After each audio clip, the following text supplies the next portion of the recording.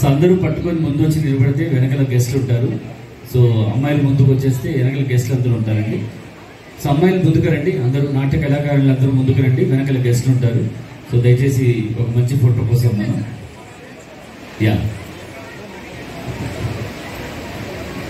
So మరి చూస్తున్న కళాకారులు ఒకసారి కరతాళ ధ్వనులు ఇవ్వాల్సిందిగా ఎవరు క్లాప్ దెమ్ ప్లీజ్ ఎవ్రీవన్ మనసారా మనస్ఫూర్తిగా.